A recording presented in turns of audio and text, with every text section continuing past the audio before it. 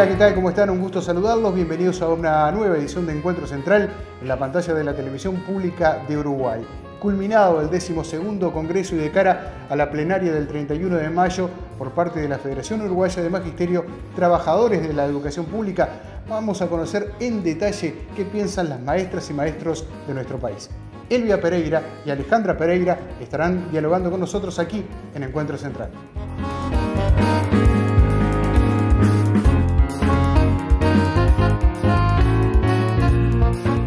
Bien, las maestras Elvia y Alejandra Pereira que nos acompañan en el día de hoy, nuevamente las saludo a las dos. ¿Cómo están? ¿Bien? Bien, bueno, gracias. Un gusto tenerlas por aquí.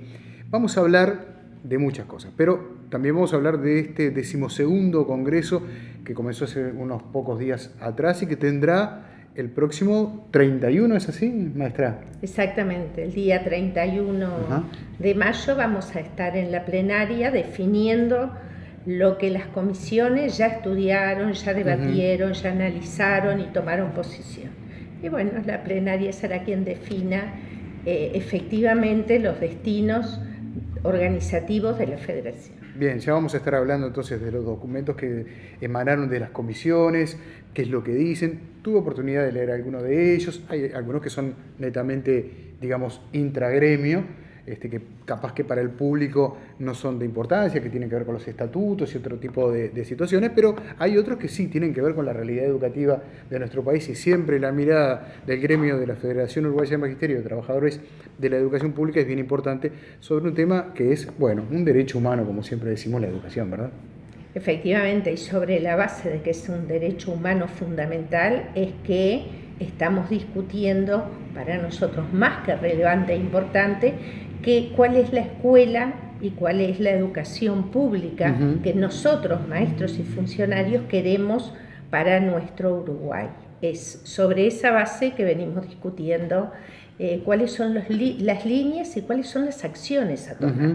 No es un año cualquiera, claro. Es un año particular, es un año de elecciones nacionales, donde se va a estar definiendo sobre la educación, entre otros aspectos, cuáles son los caminos que el Uruguay defina para la educación. Y bueno, y nosotros entendemos que tenemos mucho para aportar y mucho para decir en ese sentido. Bien, lo veremos, las escucharemos más adelante acerca de este tema. Pero vamos a comenzar hablando de algo que ha ocurrido en estos últimos días, que tiene que ver con actualidad, y es un hecho que se dio, que no es la primera vez, creo, además. Está vinculado al cobro de haberes, tiene que ver con los pagos de primaria. ¿Qué es lo que está pasando?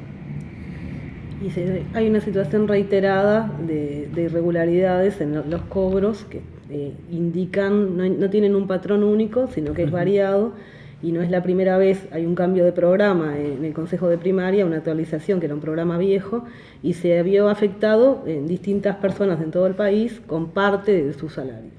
Maestra, cuando decís un cambio de programa, ¿te estás refiriendo a la parte operativa de cómo se pagaban los salarios antiguamente y cómo hubo un cambio en el programático, en la forma de hacerlo? ¿Y a cuánta gente ha afectado? Y un número distinto, estamos hablando de miles en algún momento, que se fueron como regularizando en un periodo bastante más largo de lo que nosotros pensábamos. O sea, en este caso donde se fue a hacer la denuncia y se estuvo en negociación, tenía que ver con cuando se llegó a un punto de reiterado, ¿no? Este tema empezó hace meses ya. ¿Y a quiénes afecta fundamentalmente o a qué rubros afecta? Bueno, justamente Alejandra hablaba, son parte del salario de los maestros. Son distintas funciones, más allá del ser maestro de aula con la determinada carga horaria, los maestros cumplimos distintas funciones. Por ejemplo, el de suplir en el caso de que puntualmente haya ausencia de docentes. Ese grupo de compañeras también se vio afectado en el cobro regular de esa función que realizaba. Funciones que tienen que ver con Ceibal en inglés, por ejemplo. También sufrieron atrasos en el cobro de esas situaciones. Salas docentes, que son coordinaciones de planificación que se hacen fuera del horario y que por supuesto tienen una remuneración aparte del salario base del maestro, y esas salas también sufrieron atrasos.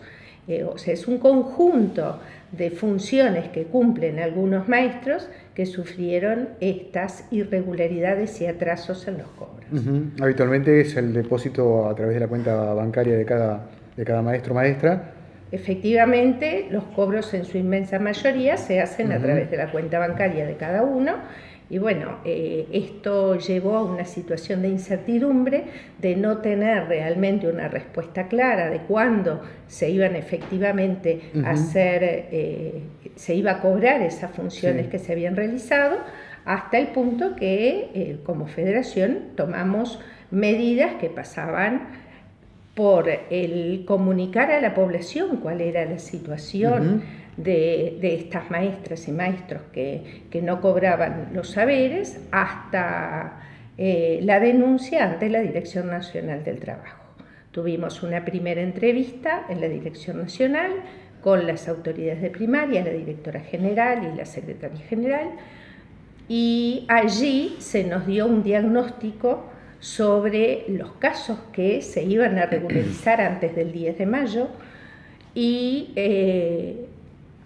un diagnóstico de efectivamente dónde estaban estos errores o esto que hacía que no se diera en tiempo y forma estos cobros. Esto llevó a un cuarto intermedio que se va a estar levantando en la DINATRA el 11 de junio, donde, frente a un nuevo cobro a fin de mes, vamos a tener cuál es la realidad, si efectivamente ese diagnóstico de situaciones irregulares se pudo subsanar o si aún permanecen estos errores. O sea que habrá que aguardar hasta principios del mes que viene a ver si se regulariza o no. Bueno, efectivamente, nosotros entendemos que todo trabajador tiene derecho a cobrar por la función que desempeña y en tiempo y forma. Primaria es lo que les ha dicho hasta ahora. Efectivamente, hasta ahora es lo que primaria nos ha dicho. Están haciendo los máximos esfuerzos de que esto se regularice, pero Alejandra lo señalaba muy bien, no es un único patrón que diga esta es la situación y sobre esa se ataca, sino que este cambio en el sistema informático hace que se necesite otro tipo de especialización o de capacitación al funcionario que lo lleva a cabo, que lo maneja. Y bueno, esperemos que en estos días, hasta fin de mes, esto se pueda subsanar y que no nos enfrentemos a estos reiterados errores que llevan ya varios meses desde el año pasado. Sí, la verdad que lo más llamativo es que digan que no es un único patrón, porque eso es lo que deja abierta la puerta a muchas otras posibilidades, ¿no? Sí, la verdad que es lo que nos preocupa. Analizando la situación no encontramos ninguna pista que nos dé que un maestro que no sea efectivo, un maestro que trabaje solo en una función, es reiterado y es diferente, desde el recibo de sueldo sin un monto hasta, no sé, hasta un número equivocado en la escuela que trabajás. O sea. Claro. Les propongo hablar de algunos temas. Estuve en estas últimas horas hablando con colegas de ustedes. Yo no digo que lo que les voy a comentar ahora sea representativo, pero sí me llamó la atención sus comentarios. Y uno tiene que ver con la implementación, por ejemplo, de todas aquellas herramientas tecnológicas, como por ejemplo las tablets o las computadoras del Plan Ceibal, en escuelas que tienen los elementos, pero que tienen problemas de conectividad. O sea, las maestras le dicen a los chiquilines, traigan sus equipos, pero no los pueden utilizar porque por algún problema X, algún patrón también no definido, no hay conexión o cuesta, y llama la atención porque Uruguay es un país que tiene una conectividad muy importante. Estamos hablando del 5G ya como un elemento cotidiano en nuestros celulares o dentro de poco tiempo, y que uno vaya a la escuela con una tablet o con una computadora pero no la puede utilizar porque no hay conexión. ¿Les ha pasado? ¿Han recibido estos comentarios? Bueno, fue uno de los señalamientos que desde la Federación hicimos desde el comienzo de la implementación del Plan Ceibal. Cuando esto comienza a hacerse masivo o a universalizarse, se empezaron a ver este tipo de dificultades.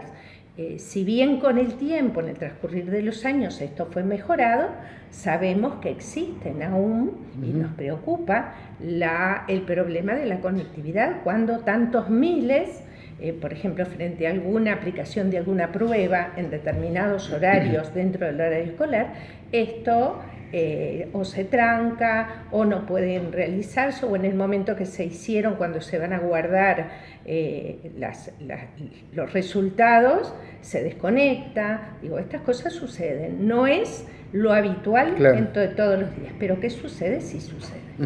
Otras cosas que me comentaban las maestras es que las tablets, a diferencia de las viejas ceibalitas, no permiten trabajar en red dentro de una misma clase. Es decir, que las ceibalitas permitían trabajar sobre, supongamos, un ejercicio en común, todos los niños a la vez, pero ahora cada uno tiene su tablet y no pueden interrelacionarse. No sé si esto también es algo que les ha llegado. Son características diferentes para cada niño, si bien tienen las cosas buenas, las tablets para niños más pequeños, es real que tiene unas limitaciones cuando el niño va creciendo y no es lo más adecuado, o sea, es mucho más cómodo para los niños más grandes, ya que tengan teclado, porque permiten otras habilidades, y el trabajo también de monitoreo del maestro desde su máquina también, que es distinto, sí. Claro. O sea, no es que sea malo, pero debería ser como hasta un determinado nivel la tablet y después sí el uso de las máquinas. En un momento fue así, se cambiaban hasta el nivel inicial o primero esas, y después se cambiaban por computadoras, por laptop. Pero sí, nos ha llegado y además compartimos el reclamo en ese sentido. ¿Sí? Comento esto porque a través de esta pantalla, de este programa, siempre hablamos de los avances tecnológicos, la importancia de los mismos, de no oponerse a ellos, sino acompasarlos, acompañarlos, y sin duda nadie duda de la importancia que tienen estas herramientas que se les provee a nuestros niños, pero también hay que atender ese tipo de situaciones. ¿Cómo le evalúan ustedes en general el trabajo del Plan Ceibal, cómo está funcionando hoy día? Nosotros consideramos que el Plan Ceibal no ha tenido una evaluación en cuanto a resultados, porque es una herramienta más. O sea, a mí me dan un libro desde primaria y yo, maestro, lo utilizo si lo veo necesario como un recurso más específico. No es que trabajo computación como en una época en la tablet. O sea, es una cosa más que la tengo a disposición. Desde el inicio, lo que sí se critica es la formación, ¿no? Nos entregaron las máquinas con poca formación para el uso de ellos en la clase, pero digo, está en el maestro utilizarla o no. Digo, no hay una valoración real porque no hay una evaluación clara en ese sentido. O sea, lo vemos como un recurso más, como otros que tenemos en la clase y que nos llega desde primaria. Siempre lo mismo, ¿no? O sea, el tema es que es una herramienta, cómo se utilice la misma. Entonces allí está el tema de todo esto. ¿Puede pasar que hoy día algunas maestras directamente no la estén utilizando? En general las maestras la usan. En general la usan las maestras y las usan los niños en las clases, los niños en su casa. Sin duda. También se usa. Pero sí, seguramente haya quien decide no usarlas, o por el problema de conectividad o porque simplemente no tiene la capacitación adecuada para hacerlo. Pero eso está en el ejercicio de la profesión, en la libertad de cátedra de cada uno de los maestros. Claro. Elegís esa herramienta o cualquier otra. Indudablemente, si tenés buena conectividad, tenés la herramienta, tenés la conexión a Internet, podés acceder a esto mundial o global, que de otra forma lo harías a través de libros o a través de periódicos o a través de otro tipo de material o de herramienta. Pero en general se usa. Tú decías, Elvia, la capacitación, ¿qué ha pasado allí? ¿Se han quedado cortos desde el Plan Ceibal en el sentido de capacitar a todo el personal, en este caso maestros y maestras? ¿Por dónde puede haber estado la falla, digamos? En realidad, a nuestro entender, el tema de la capacitación fue al inicio cuando se entregaron las máquinas y se esperaba de los maestros que ese uso de la herramienta fuera de determinada manera, y que no fue justamente porque la capacitación no fue la cantidad suficiente que el maestro necesitó en ese momento. Esto generó al inicio de la aplicación del Plan Ceibal, generó ciertas resistencias, porque claramente si tú no sabes manejar una máquina es muy difícil que puedas hacer el uso adecuado de ella. Luego hubo y hay hasta ahora distintos cursos de capacitación, más allá del uso de una máquina, sino el uso didáctico que hace el maestro de esa herramienta cuando va a planificar sus clases con sus niños. Entonces, esto llevó a que se fuera, cada maestro fuera incorporando otro tipo de usos didáctico de esta herramienta en la clase. Creo que ese fue el tránsito que se llevó en cuanto a la capacitación. ¿Es similar la realidad en Montevideo que en el interior con respecto a este tema? Yo creo que no es similar en ningún lado, porque también va con el conocimiento que uno maestro tenga en el tema de informática. Por ejemplo, hay algunos programas que tienen una forma muy compleja para trabajar robótica con los chiquilines. No es un programa de que yo agarro un instructivo, lo leo. Necesito tener una capacitación para entenderlo yo primero y ni hablar para transmitírselo a los chiquilines, que después hacen cosas fantásticas y seguramente lo entiendan mucho más rápido que yo. Sin duda. Pero digo, hay como debería existir una capacitación específica de acuerdo al nivel que vos tengas, al grado que te corresponda a la escuela y al tipo de programa que utilices, porque tiene muchísimos recursos y son muy buenos, pero también depende de la experiencia como maestro, tu conocimiento en el área de informática y para lo que lo vayas a usar o vos proyectes usarla. No tenés específicamente que la tenés que usar en determinados contenidos, sino que tenés la apertura didáctica de poder utilizarlo donde te parezca. Claro. Pero por el otro lado también, que tiene que ver también con el plan, todo lo que es el registro del maestro e incluso los carnés, están todos informatizados y eso sí es parte de algo que se incorporó, de aquel auxiliar de papel que llenábamos a mano, tenemos hasta la lista pasamos por la máquina, o sea que hay toda una incorporación que ahora la vemos natural, que cuando recién nos entregaron las máquinas nos parecía que se iba a perder todo, o que te daba como una inseguridad que el tema papel era otro. Porque además esto sigue avanzando, en todo caso la tecnología seguirá todavía superándose.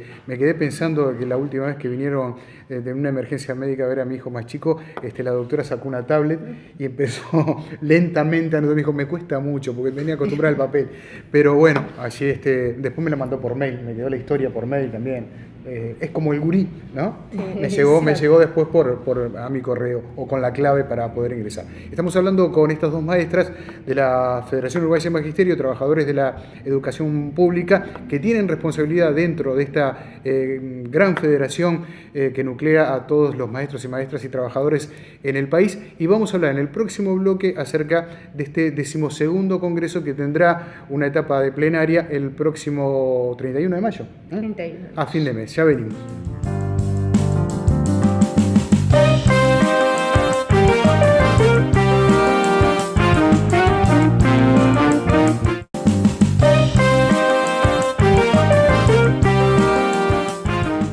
Elvia Pereira, Alejandra Pereira nos acompañan en el día de hoy. Bueno, ya hubo una instancia, la primera, de este 12º congreso. ¿Qué particularidades, Elvia, tiene un congreso de la FUNTEP?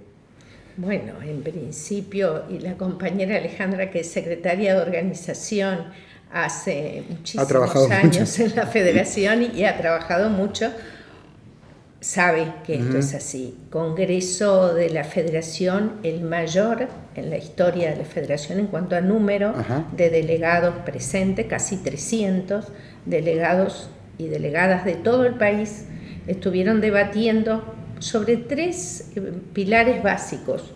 Uno que tiene que ver con, bueno, estatutariamente así lo está referido en los estatutos de la Federación después de 74 años de existencia, es el balance, la perspectiva y el presupuesto que trabajó una comisión donde se debate lo que hasta ahora venimos transitando, una perspectiva con una coyuntura internacional y nacional y propia de la Federación de accionar, con un año donde además del cambio de gobierno viene inmediatamente la discusión de presupuesto nacional y de presupuesto educativo. O sea, una comisión que debatió con más de 100, creo que eran 102 delegados, si no recuerdo mal, presentes, debatiendo sobre esto que no es menor, coyuntura internacional, nacional, la propia federación y las acciones desde la federación y el presupuesto que va a ser inmediato a las elecciones nacionales. Claro, y venimos de un presupuesto el año pasado, el último, digamos, en lo que corresponde a esta administración del doctor Vázquez, por ser un año electoral precisamente, y ya casi que estamos de nuevo en otro presupuesto dentro de muy pocos meses. Pero el Congreso además ha tocado temas que van desde, como decía Elvia, balances, perspectivas, la coyuntura internacional, hasta la situación de esos hermosísimos lugares que tienen ustedes de descanso en distintas partes del este de nuestro país, como así también, por ejemplo, y estuve leyendo algún documento de políticas educativas, que creo que no fue un solo documento, ¿no? No, fueron dos. Se presentaron en este caso 2 documentos de políticas educativas de 2 corrientes que pertenecen a la Federación Uruguaya de Magisterio, que marcan cuál es la visión de la escuela pública que la Federación quiere llevar adelante. Estuve leyendo los 2 documentos, hay puntos de contacto en común en varias partes, seguramente habrá en otros que no, pero ¿cuáles resaltarían ustedes? Y tenemos una definición clara de qué tipo de educación queremos para los alumnos de la escuela pública, tenemos una definición clara de cómo tenía que ser implementado en cuanto al presupuesto de la educación, también tenemos coincidencias en el tema de no a la privatización en la educación, y de los recursos que sean necesarios para cada situación y para cada escuela. O sea, tenemos más coincidencias que discrepancias. Sí. Pero es parte de la democracia también que impera dentro de un sindicato, en este caso, ¿no? Tener distintas visiones. Pero efectivamente, y eso es lo bueno y enriquecedor del sindicato, ¿no?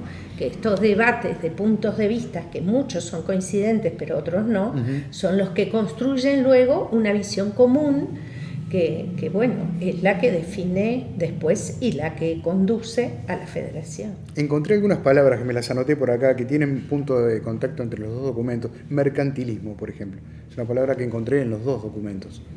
Sí, por eso tenemos en coincidencia que estamos en contra de la mercantilización de la educación, que no ver a la educación como una mercancía, sino como que la educación es parte del crecimiento de un ser humano, en este caso de un niño, en su proceso.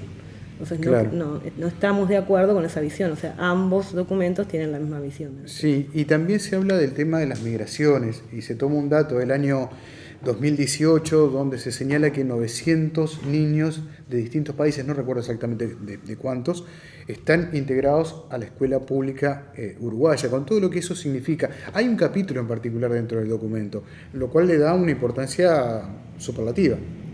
Sí, entendemos que hay una visión de Uruguay hoy y que eso es parte de la sociedad nueva, ¿no?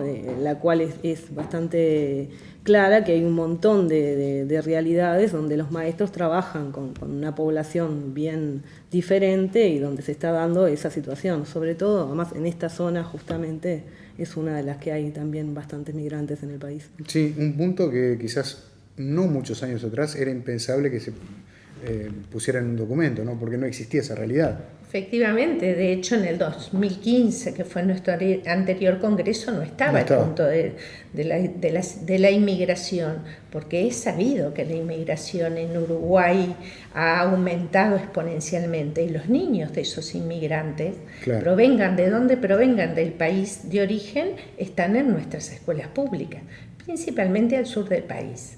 Al sur del país es una realidad que se da más fuertemente, si bien en otros lugares también, pero Montevideo, zona metropolitana, es donde tenemos mayor cantidad de niños dentro de las escuelas públicas. Y es un desafío para el maestro, y es un desafío para la escuela, y es un desafío también para esas comunidades que vienen a insertarse en nuestro país. Otro de los puntos interesantísimos digamos, de las políticas educativas tiene que ver con la cantidad de niños que deberían estar en cada año, desde inicial hasta 4 y 5 años, ¿no? Se habla de inicial con un promedio de no más de 15 alumnos por cada maestra. ¿Eso es así? Bueno, estamos teniendo una realidad muy alejada de eso que tú señalas. Sí. Estás señalando algo que está en el documento, que es una aspiración, pero una aspiración fundamentada y argumentada.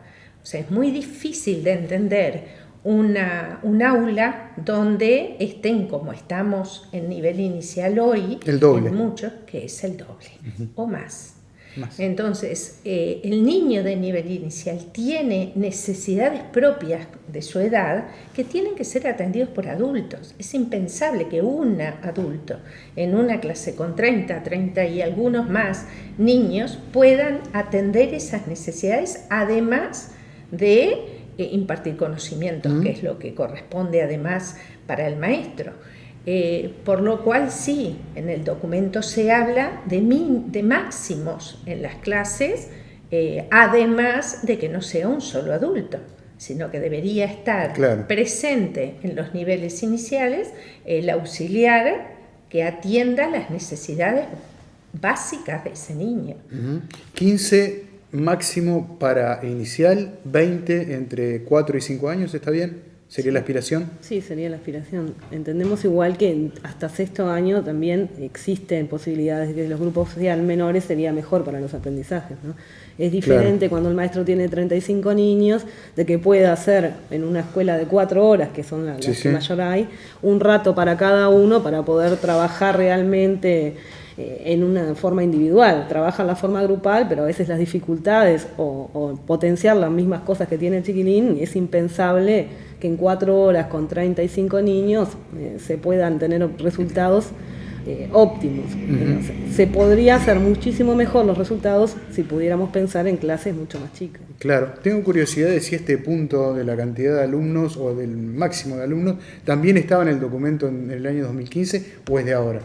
Bueno, nosotros el tema de la cantidad de alumnos por grupos, si nos remontamos a unos cuantos años antes, teníamos una situación distinta a la de hoy. Distinta a la de hoy en cuanto a que teníamos grupos de 40 chiquillos. Eran grupos sumamente numerosos y sí es cierto que hicimos un gran trabajo durante mucho tiempo hasta que logramos equiparar, no el ideal para nosotros, pero sí bajar esos números. ¿Cómo se llega?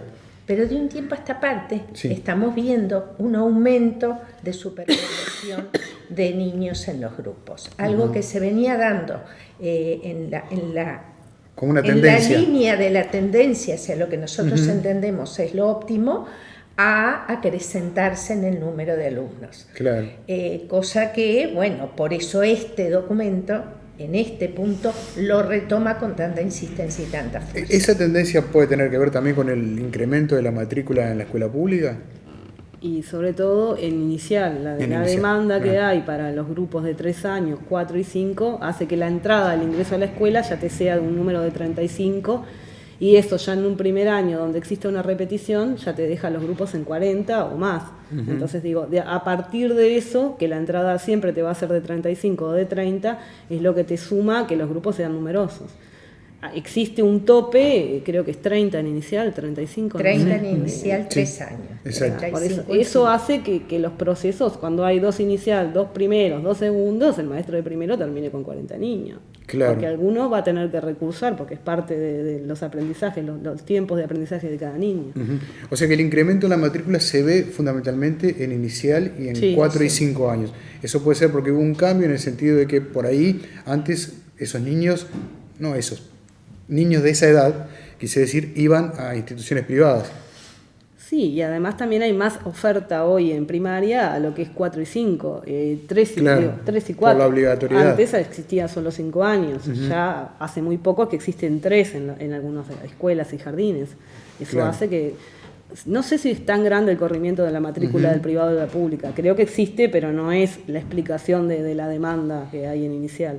También creo que las escuelas de tiempo completo son las que más tienen demanda en esos grupos. O sea, porque por el tema de horario, de trabajo, los padres prefieren tener sus hijos 8 horas en la escuela, por lo cual en inicial, en las escuelas de tiempo completo, tenés los números al tope en todas, o más del tope. Sí. Otro de los puntos que se mencionan de cara a este 12º Congreso tiene que ver con la situación de género. También no sé si es algo que se implementa ahora como novedad, si ya de alguna manera viene desde hace un tiempo atrás. Creo que esto implica también una situación de reconocimiento de lo que vive la sociedad uruguaya hoy día, pero también del hecho de que este es un gremio, un sindicato que tiene 90% de mujeres. Efectivamente, somos un sindicato y somos un gremio que en su inmensa mayoría somos mujeres, por lo cual algunas situaciones para nosotros son naturales dentro del sindicato o dentro inclusive de los vínculos que tenemos, pero no estamos fuera de la sociedad. Por supuesto. Nosotros somos parte de la sociedad y la sociedad uruguaya, por más que se ha avanzado en el tema de colocar a la mujer en determinado lugar y principalmente en lugares de poder, y los sindicatos somos espacios de poder y tenemos mujeres en esos espacios de poder, y bueno, esto también pasa con nosotros. Por eso, en ciertos momentos de la historia de la Federación no consideramos tan necesario el hecho de que haya una comisión de género, una secretaría de género, por el hecho de que somos la mayoría mujeres. Hoy entendemos que a pesar de esos avances, nos parece que sí tenemos que ir en consonancia, porque de nosotros y dentro de nuestra labor educativa en las escuelas tiene que estar presentes, porque somos agentes de cambio, y esos agentes, y el ser agente de cambio también tiene que ver con cuánto le enseñamos o cuánto mostramos a los niños desde pequeños cuáles son los distintos roles que tanto varones como mujeres tenemos en nuestra sociedad. Claro, y eso se ve reflejado en el día a día en las aulas. Y esto se ve en todo, desde que son chiquititos y están en inicial, donde les formás un rincón de juegos, donde cuál es el rol que desempeña el papá, cuál es el rol de la mamá, ese rol compartido, por qué papá sí cambia al bebé al jugar, y bueno, y eso en cada acción a medida que va transcurriendo la escolaridad. Claro. Entonces ese cambio cultural necesario para la sociedad uruguaya también tiene que darse desde la escuela. Cambio cultural, dijo tu colega. Sí. Creo que va por ahí la cosa, ¿no? Sí, es un gran desafío que tenemos. Sí, porque no son fáciles los cambios culturales, precisamente. Son un proceso que llevan bastante tiempo. Sobre todo, además, cuando trabajas con los niños, hay un discurso que sí que llega. O sea, como que los niños dicen lo que el maestro, de alguna manera, sabe que es correcto que lo digan o lo que querés escuchar, pero después en los accionarios ves que las conductas siguen siendo las mismas. Claro. Entonces, digo, es un desafío para nosotros adentro del sindicato, pero para la comunidad y para las familias y para los propios niños que van a ser el futuro del país, es un trabajo que nos va a costar mucho. Claro, y que los niños puedan ver, vislumbrar que hay una sala de lactancia, por ejemplo, en la escuela para la maestra que va con su hijo. Y eso debe ser un gran cambio, ¿no? Todavía no existe implementación ninguna y hay una falta clara en cuanto a la normativa y a la aplicación de la ley. Pero sí, sin duda, digo, por lo menos humaniza al maestro, ¿no? Y le muestra con el hecho en sí un cambio, ¿no? Ojalá se llegue a ver. ¿Qué otros puntos destacarían de esa cantidad de documentos que han surgido de cara a lo que será la plenaria de este Congreso? Bueno, en general nosotros tenemos, son muchos los puntos que podemos destacar, porque inclusive algunos de ellos son los que vamos a tomar como síntesis para interpelar una vez que ya estén los candidatos a la presidencia de la República, vamos a ir interpelando. Uno que me gustaría profundizar tiene que ver con algo que se mencionó acá, y es sobre la educación como derecho humano o como bien de cambio o de uso, y por qué mercantilizar. En un país donde nos enorgullecemos de decir que tenemos más del 80% de los niños uruguayos en la educación pública, es muy difícil de entender porque el sindicato hoy hace pie en este punto, y es simplemente porque se eleva la mirada y se mira a países de América, de Latinoamérica y del mundo, donde la educación se toma en su inmensa mayoría con ese fin de lucro, que es lo que nosotros queremos defender del Uruguay, de la historia de nuestro Uruguay, del presente y del devenir, porque para nosotros es un derecho humano fundamental la educación, debería darse para todos y sin ese ánimo de lucrar con esto. Le voy a pedir, maestra, hacer un alto, hacemos la última pausa y luego, si le parece bien, cerramos con lo que serán las perspectivas de este Congreso. ¿Le parece bien? Una pausa y ya venimos.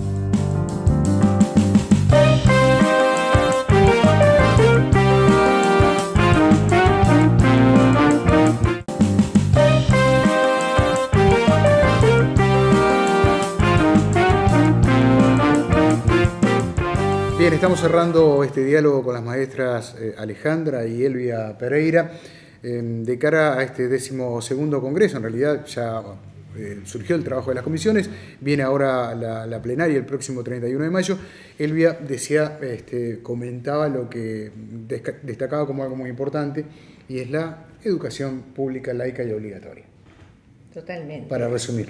Para resumir, y sobre esto un punto fundamental que nosotros venimos colocando sobre la mesa frente a la sociedad y también a quienes tienen la obligación de pronunciarse al respecto, que tiene que ver con cuánto el Uruguay está dispuesto a invertir o a destinar, más que invertir, a destinar en la educación pública del Uruguay.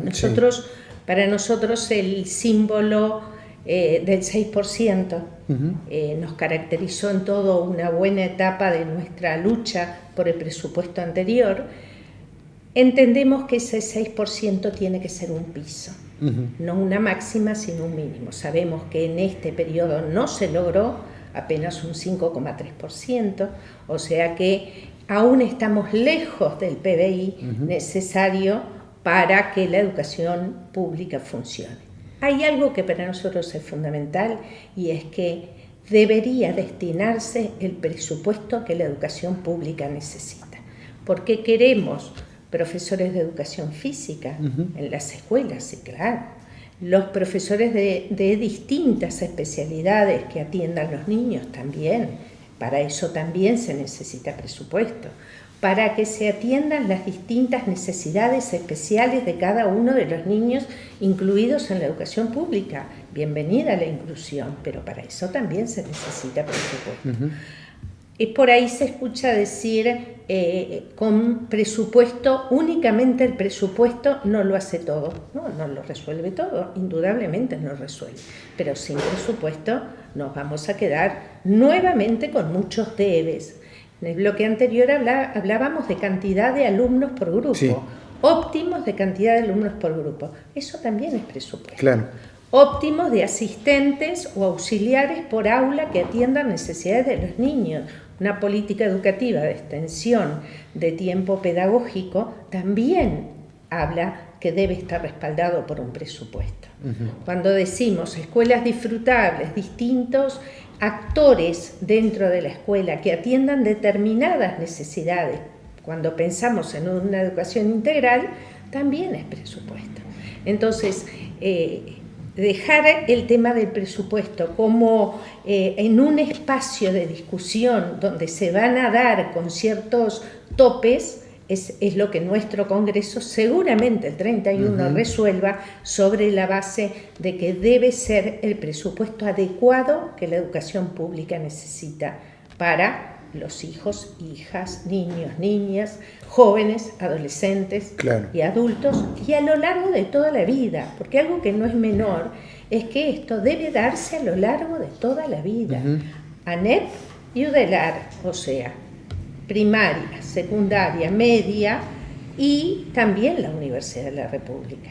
Por lo cual, esta educación que se da y se piensa para los uruguayos debe darse a lo largo de toda la vida. Claro, porque además, maestra, queremos la educación pública gratuita, pero que además sea de calidad. Porque gratuita sí, claro que debe ser gratuita. Más allá de que, bueno, puede llegar a ser discutible en el sentido de los aportes, de los impuestos, de lo que pasa con el impuesto a primaria, pero eso es una realidad. Ahora, necesitamos más presupuesto para que también sea de calidad.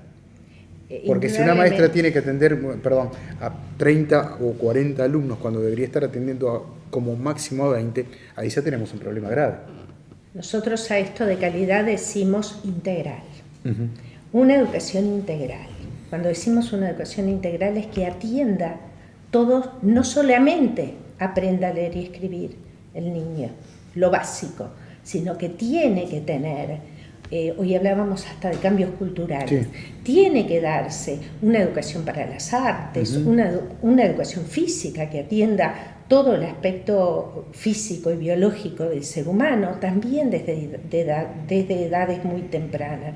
Tiene que darse esa integralidad que va a ser, en definitiva, lo que va a redundar en la calidad de la cual te estás refiriendo. Sí, de alguna manera que los ciclos sean, por ejemplo, de primero a tercero, de tercero a sexto o de cuarto a sexto, implica que en alguno de esos años, por ejemplo, el primer ciclo en tercero, se puede aflojar un poquito lo que es el programa en cuanto a matemáticas, por decir algún ejemplo, no que no se enseñe matemáticas, no estoy diciendo eso, que sea la importancia que tiene, sino por el hecho de lo que decía Elvia, de poder en ese tiempo hablar más de arte, de ciencia, de cultura, de danza, de canto. Yo creo que el programa nuestro tiene muchísimos contenidos a un nivel capaz que de los primeros años de secundaria, o sea, tenés muchísimas disciplinas en profundidad. Me parece lo más adecuado justamente está planteado en los documentos, es que pueda existir un formato flexible, claro, adecuado a cualquier escuela, con esas aulas que no sean por el grado, porque sí, seguramente a veces no solo alcanza con que el niño sepa leer, escribir, calcular el volumen, sino que pueda abrir a otros aspectos de la cultura del país que puedan motivarlo a otras cosas. Está muy lejano de decir si es el formato, capaz que para una escuela determinada lo mejor sería cortar en tercero, pero capaz que para otras hacer en escuelas, hay escuelas que hacen el ciclo primero y segundo, claro, y hay otras que hacen cuarto y quinto y sexto. Entonces, buscarle la posibilidad, y hay experiencias en todo el país que lo muestran, que no son públicas, que tienen formatos diferentes, incluso que los agrupan por cualquier otro criterio que no sea el grado. Y eso creo que crea un ambiente un poco más distendido para los chiquilines y potencia muchísimo más las cosas que les gusta y ver otro tipo de cosas que no sea lo cuadriculado que uno se imagina de la escuela cuando uno era chico y iba a la escuela. Sí, absolutamente. ¿Qué otros desafíos se han planteado en estos documentos que serán finalmente analizados a fin de mes, a fin de mayo? Bueno, tenemos varias cuestiones, uno tiene que ver con lo propio y hacia la interna del sindicato, que tú lo señalabas al principio del programa, que son algunas reformas necesarias en un sindicato que ha crecido en su número exponencialmente. A nivel país. A nivel país, la federación es nacional. Sí, sí. Estamos hablando de una federación con 23.000 afiliados, que sus estatutos, cuando se hicieron en su momento, éramos 5.000 afiliados. Claro. O sea, el crecimiento es constante y también tiene que acompañar ese crecimiento las reformas necesarias en el estatuto. Nosotros tenemos una forma de elegir las representaciones que son con voto directo y no obligatorio. Bueno, eso lleva un trabajo nacional de cada una de nuestras 30 filiales que hace que cada 2 años se vea inadmisible, imposible de hacerlo en esos brevísimos tiempos. O sea, ese es otro de las cuestiones que vamos a estar definiendo ahora el 31, si realmente eso es lo adecuado o va a haber un periodo de tiempo mayor que lleve a que se vayan afirmando y afianzando esos 3 bases y de pilares fundamentales con los cuales trabaja la federación. No lo mencionaste tú hace un momento, que tiene que ver con nuestras colonias vacaciones, servicios, hogares, pero también tiene que ver con todo el quehacer educativo y el centro de investigación que tiene nuestro sindicato, la federación, que es el quehacer educativo, además de reivindicaciones propias de condiciones de trabajo y condiciones de aprendizaje para los chiquilines, por lo cual son definiciones dentro de lo que son reformas o cambios a la interna del sindicato que se van a estar definiendo el 31 y no son menos importantes. Claro, ¿y qué se espera para el 31? Y se espera poder tener una agenda con definiciones claras y poder terminar con los 3 informes y tener claro qué políticas educativas va a defender la federación de acuerdo a los futuros gobiernos que nos encuentre el año próximo, y qué definiciones internas tenemos para fortalecernos y prepararnos para cambios nuevos que tengamos, y a su vez también cuál va a ser el balance y la perspectiva en cuanto al accionar de todo lo que es el trabajo de la Federación en cuanto al presupuesto, las políticas educativas y las necesidades que la educación pública necesita, y sobre todo, como dice el Congreso, construyendo una mejor escuela pública, que es la idea. Claro, ¿y qué vienen orejeando, si me permiten el término, de los futuros o posibles candidatos, o de los precandidatos, para no ser injustos, precandidatos y precandidatas, ¿no? En este momento con respecto al tema de la educación? Bueno, vieron que pocos se han animado realmente a entrar en el tema educativo, porque es así. Nosotros hemos definido que las reuniones que te mantengamos van a ser con los candidatos, o sea, nos estamos preparando para ello. Sí. Y luego vamos a tener esas interpelaciones o esos contactos. ¿Después de las internas? Después de las internas. Ya definidos los candidatos. Ya definidos los candidatos, claro. Después de las internas. Digo, pocos se han animado a lanzarse hacia algo serio o profundo que no se ha llegado al 6% que se había planteado, que compartimos, porque no se ha llegado, que se necesitan cambios, para nosotros cambios también se necesitan. Hay valoraciones, algunas podemos compartir, otras discrepamos totalmente, y en la que discrepamos puntualmente es que la educación está en crisis. Para nosotros la educación no está en crisis. Se han realizado muchísimas acciones y basta con verlas. Algo que Alejandra decía hace un momento, que no es tan público, y son las experiencias que se llevan adelante en cada una de las escuelas, que a veces no son noticias tan relevantes a la opinión pública, pero que padres y madres, televidentes están adentro de las escuelas, porque nosotros los tenemos adentro, o sea que los conocen y saben bien cómo estamos. Por lo cual nos parece que aún no han tocado el tema, no han querido tocar el tema, no es, por lo menos para precandidatos, un tema que sea, por lo menos que esté en la agenda. Pienso que esté tan priorizado. Sí, en la agenda está. ¿En qué página? No sé. Justamente, en qué página no se sabe. Algunos atisbos de alguna cosa sobre la educación, pero siempre sobre la base de que, bueno, están en crisis, hay que tirar todo lo que se está haciendo, hay que hacer todo nuevo, hay que renovar, porque el Uruguay, y bueno, no consta al Uruguay que estemos tan mal en materia educativa. ¿Cambios necesarios? Sí, seguramente. Cambios necesarios habrá que hacerlos, analizarlos, estudiarlos y debatirlos. Pero creo que una vez que estén los candidatos, ahí va a ser el tema educativo uno de los puntos que vaya a tomar otra preponderancia en la agenda de los. La FUNTEP, además, como integrante del PIT-CNT central con carácter internacionalista, también toca el tema internacional, por lo menos una mirada de la región, de lo que está aconteciendo en el mundo. Se habla del impacto o de digamos, la hegemonía de Estados Unidos y también la Unión Europea. Lo he visto en los documentos que he podido leer. ¿Por qué en particular? En particular porque no estamos solos en el mundo. Sí, claro. O sea, entender o pensar que la educación uruguaya y que el Uruguay está en un búnker solito, no, realmente. No analizar y no tomar en cuenta las relaciones, primero con nuestros países vecinos, ¿no? Con los más cercanos, basta ver lo que pasa en Brasil, que pasa con, huelgas una tras otra con el sistema educativo, con secundaria, con el encino medio de Brasil y Bolsonaro con sus acciones y sus definiciones, que pasa en la Argentina. O sea, estamos más allá del internacionalismo de la central del PIT-CNT, pertenecemos también a la Internacional de la Educación, o sea, estamos en continuo contacto con otros países que están viviendo en el aspecto educativo retrocesos brutales con respecto a los derechos y especialmente al derecho a la educación pública, gratuita, que tenemos algunos países como bandera y queremos defenderlo.